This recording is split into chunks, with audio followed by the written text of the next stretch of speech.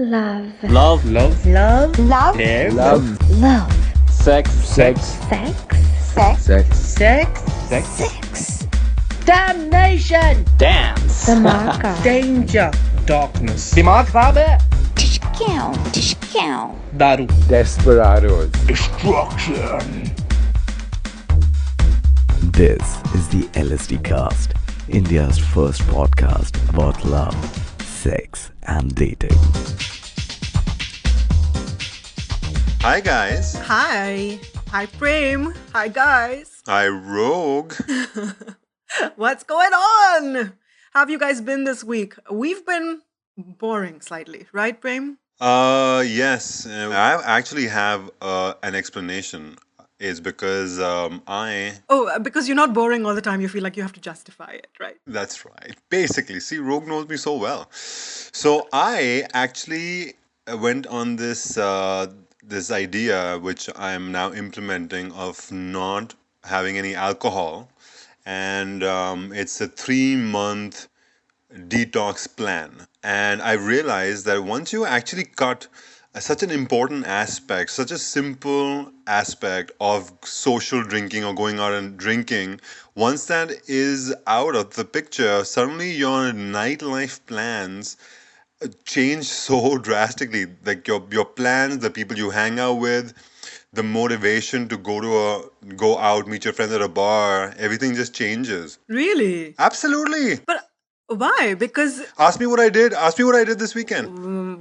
this last weekend, what did you do? Nothing. I sat at home and Because you couldn't drink? yeah, I sat home. Are you serious? Like, what? How much do you drink otherwise? No, it's not that. It's not that. See, I'm not a heavyweight. I drink like 2-3 drinks and I'm happy. But once that is not there, like what do you do at a bar when your friends I are... don't know. Talk to the people who are drinking. I know, eventually I will do that. But this weekend, I just decided that, you know what, I go out so often, I'm just gonna stay. I convinced myself that it was a good idea to just stay home, and I binge watched this TV show on Saturday. Wait. Are you just trying to tell us that you're broke and that you can't afford to go out drinking and socializing? Basically, हमारे इतने बुरे दिन आ गए बहना कि हम घर पे बैठ के बस टीवी देखते हैं. इसलिए मैं दारू छोड़ रहा हूँ.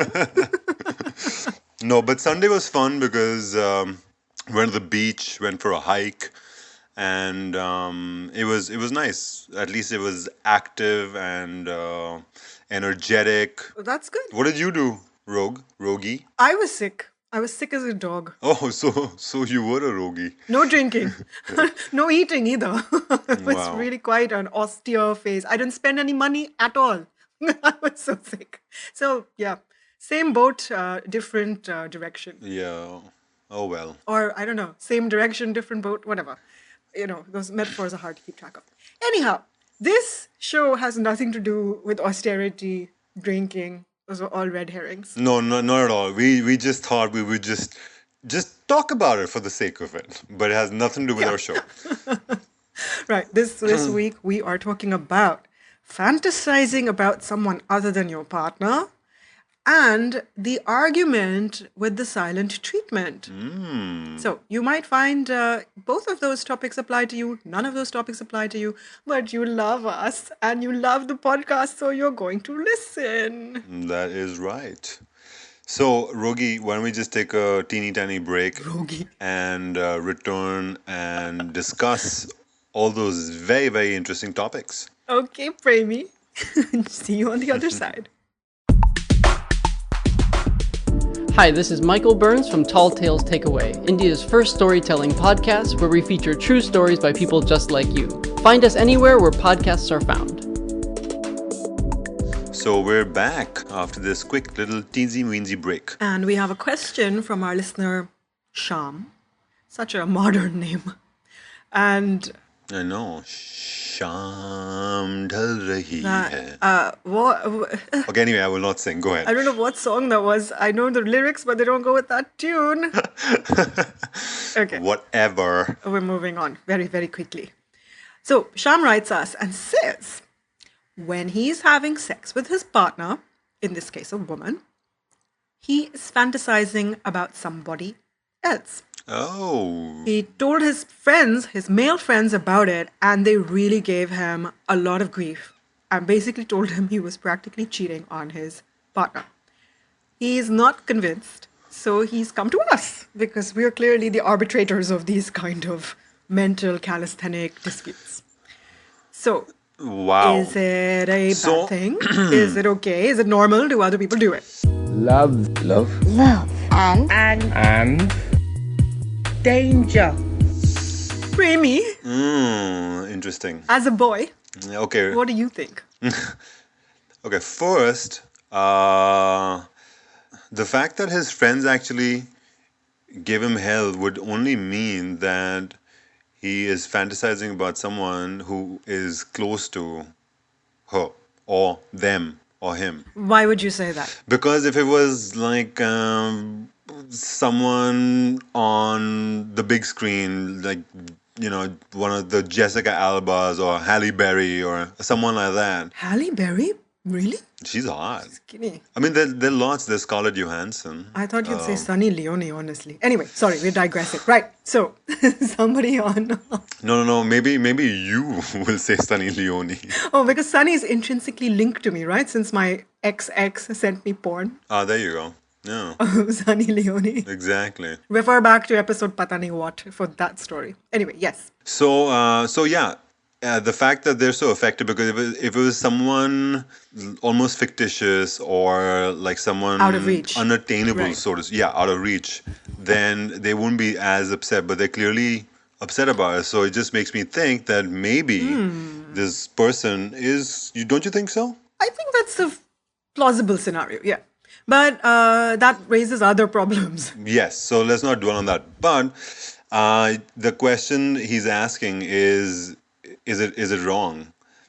That is, according to me, men work in a way where their thinking does not always happen from the brain up there. So sometimes what you want or what you fantasize about, you can't help it.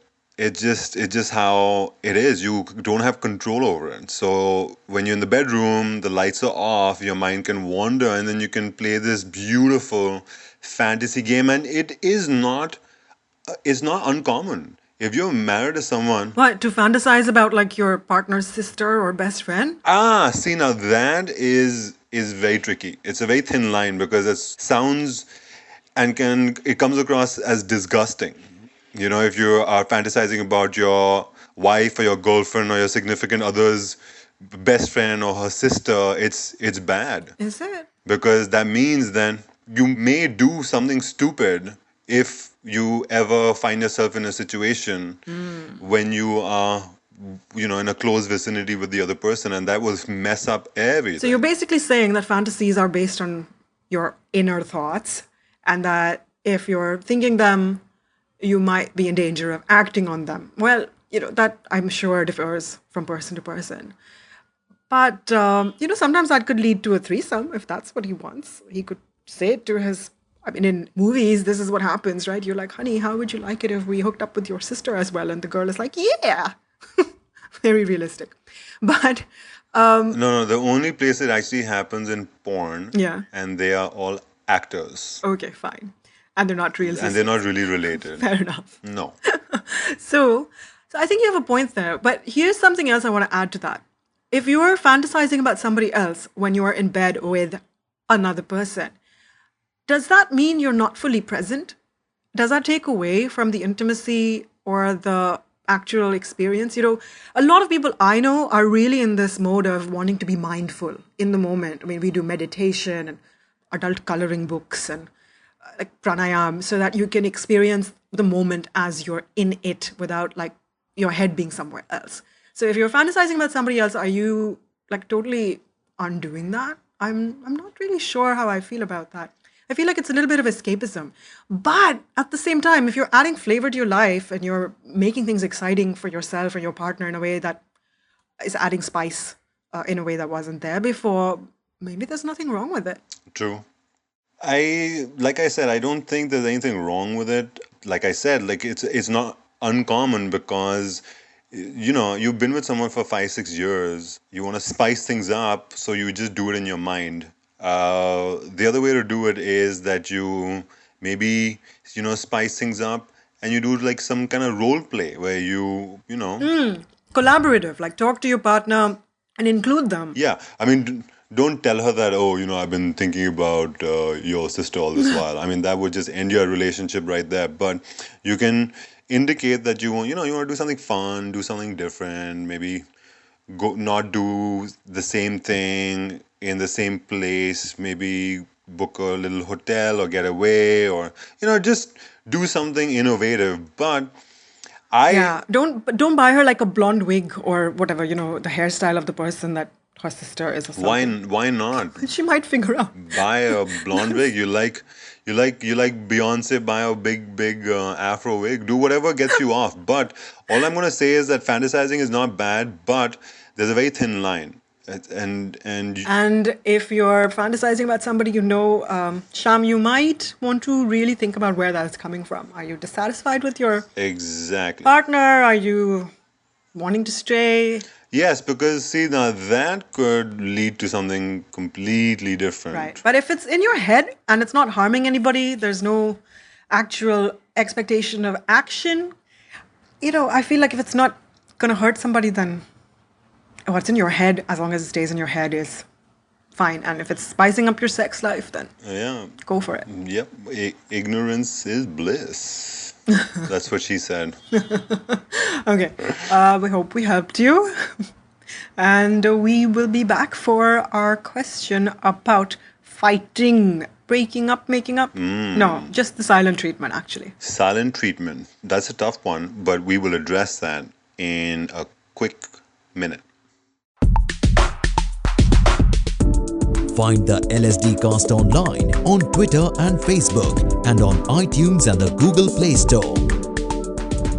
And we're back. Yes, we are. How did you like that little silence from us? Did you like it that we were away for like 25 seconds, or did you miss us? Did it make you anxious? Yes, we did. We love you guys. Rogue, did you hear that? That was What our was that? listeners. You guys just made my day. That's amazing. Thank you so much. Oh my God. You're welcome. You're so sweet. Talk about me. Prem, we love you, Prem. Please stop. That's really wow. I'm so touched. Come on, you guys. Okay, we have real feedback later, but Prem, can we focus? We're talking about the silent treatment. And now it's time for our love and dating question. Sex. Sex. Okay, so we have Shalini who writes in, and she is really upset because every time she and her boyfriend get into a fight, he takes 4 days to recover from it. So he is giving her the silent treatment, and she is going bonkers because she doesn't know how to deal with it, and she wants us to help her. So my question is, like, how would you deal with it? I know for a fact that there'll be so many guys out there who would advise Shalini that if he gives you the silent treatment for 4 days, when he finally recovers and comes around, then you should give him the silent treatment so that he gets a dose of his own medicine. Oh, no. Absolutely. Yeah, because that would be like Oh, tutu meme, it'll be redundant, then it'll just become toxic and freaking annoying, more to speak. So if you're losing 4 days, technically you're losing a week every time you get into this kind of a fight, and it's so unhealthy and so stupid. Yeah, exactly. And it won't do anything. It won't teach him a lesson because you don't know what's going on with him. Maybe he's not trying to punish you. Maybe he's just trying to cope, right? It may feel to you like he's punishing you by shutting you out, but Who knows? I don't know if you can teach anybody a lesson. Yeah, it's wrong to try to do that. Who knows? Yeah. You should probably just Anyway. try to talk to him about it if you feel like he's shutting you out. I can't agree with you on that because I'm sure that she has tried talking to him about it, and just by talking to someone about it doesn't change your own circuit, how you are made in your brain. It doesn't change by just having a talk. It's by practice, repeating, and being very conscious about what you're doing in the moment, which is very difficult to actually do.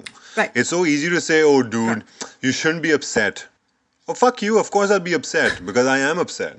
You know? Right. And people have different fighting styles. So When I saw this question, we immediately chose it because this is not a what would I do kind of question. This is a what did I do kind of question. I've dated two people who've had very, very different fighting styles.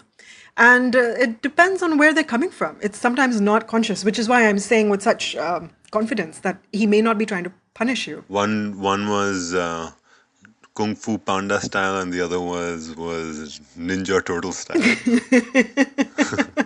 Yes. I want to know about the Kung Fu Panda one. No, I'm going to tell you about the Ninja Turtle one. So, in this case, we had a lot of different stuff going on. So first of all, we were fighting in not his first language. We were fighting in English, and at some point he would just feel really frustrated because he couldn't get all the words he wanted out, and so would clam up, and it would take him like 3 days to calm down, to let off steam before he could talk to me about what was going on. And so initially I would, because I have a totally different fighting style. I think I've mentioned this before. I'm like a match. You light the flame, goes up in this big burst of sulfur and phosphorus, and then it's out. And then I'm like, okay, what's for lunch? He totally wasn't like that. So it caused quite a bit of friction. I would take it really personally that he wasn't talking to me. But we dated for a while when I realized that it wasn't personal and it wasn't going to be the breakup. Like he was going to come back later and we would continue our lives. So it wasn't like the end all that we had fought. So sooner or later, I figured that, okay, we're on a 3-day break where I can do whatever the hell I want to do. And then we'll talk about it. So I stopped taking it personally and I started to use it like vacation time, me time, which annoyed him to no end. Because when we would finally talk, he'd be like, what have you been doing? He's been like sulking, like. That is so smart. I went shopping. I went to a play. I went to, have drinks. And it would really annoy him. And went to work and sulked and sat at home and sulked. Yeah. So, you have to find your own way to deal with it without projecting your insecurities on your partner. I think that's the smartest way to go. You can't change him, whether he's trained badly by his parents, whether he had his trauma, or whether he's just shy or insecure, or whatever's going on in his head. This is him. This is how he processes. Maybe over time, if you're together for 25 years, he will reduce that from 4 days to 3 days to 2 days to 1 day. You don't know. All you can do is stop making yourself crazy. That's Rogue's 2 cents. Yes, absolutely. Shalini, I agree with Rogue. I think I can totally empathize and I can understand how the normal human tendency when you get into a fight, at least for one partner, is to make up and sort it out and sit down and thrash things out so that you just move on from there. And it's frustrating when your partner is refusing to see that and is like carrying on and on and on. So you can't change him overnight. But what you can do is, as we've said so many times before in our show, is just turn your perception around and use those 4 days to be productive and, kind of like reflect on your life. And calm down, really. Yes. Calm down. Exactly. I think, Rogue, that was really good advice. Thank you. What do you think? What did I think? I think it was great advice because it's coming from my own damn life, man. And I worked hard to get where I am. Years of therapy, people. Years of therapy. I can't recommend therapy enough. I think going for therapy is like getting your car tuned. You should just go once in a while for a few sessions and, detox, like how Prem is doing with his lack of alcohol. Anyway, that's my personal perspective. We are going to come back in a little tiny bit with some real-time feedback. Yeah. Oh, yeah. See you on the other side. So you already know you have to like us. No, love us. Show us your love by also sending questions and comments. Do you disagree with something we said? We want to hear from you. Go on, don't be shy. All right, Rogi, I'm back. I'm glad you are. We both are, but okay. Hello, welcome back. So, Rogue, just about what we talked about earlier about people going for therapy. I mean, I'm not opposed to it, but I just feel like, especially in India, going to a therapist means that there is something wrong with you. It's changing. It's changing a lot, I think. I see more and more people opening up to the idea. I hope so, because the whole purpose of therapy is that you go out and you meet a stranger and you vent and you say everything that you would not possibly be able to say. It's something similar to what we do, but it's a little more serious of an issue. It's structured, there's usually an end goal, and there's usually a behavior change or perception change involved. Yeah, exactly. And you know what? We have a psychologist coming on the show next week, our favorite psychologist, Sonali Gupta. Oh, yeah. So you guys should stay tuned for that. Sonali, we're looking forward to having you on our show. Yes, she's awesome. I love her sense of balance, and she's so empathetic and caring. Yeah, we should actually ask her, like, about these runaway people.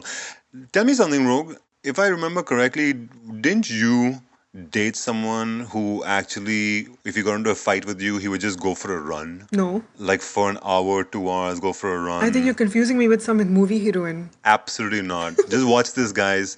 He's going to hit Rogue in about 5 seconds. He's going to come back to go, tongue. Oh my God, Prem, you were right. I haven't dated that many people. I would remember if somebody used to run away. This was when you were in America and you were dating a guy. And like he had like certain issues, of course, but every time you talked about something serious, he would just like go for a long run. I have no idea what you're talking about. Damn. How do you know this?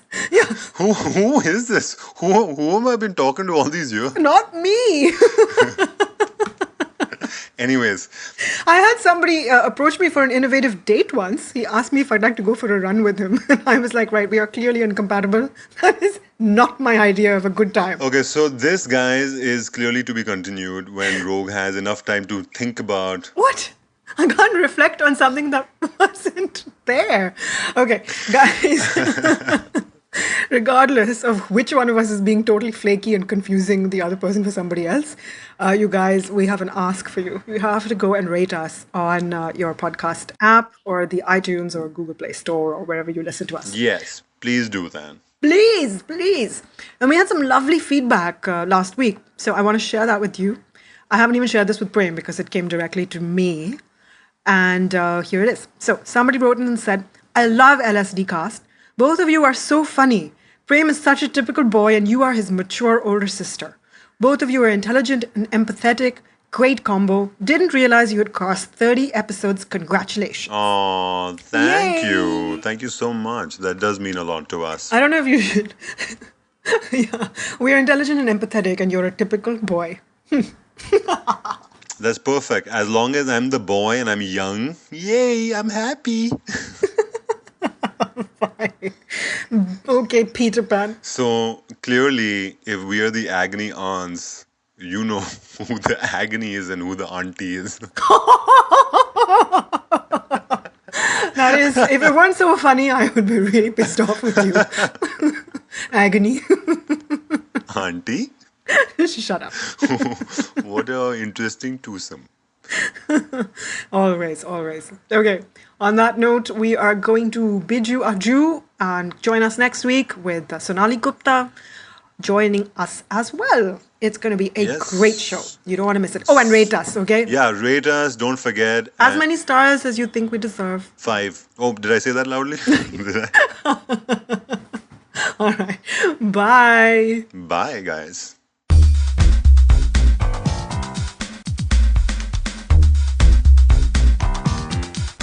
You've been listening to the LSDcast, where it's all about love, sex, and desi dating. With your hosts, Prem and Rogue. A Sonologue production.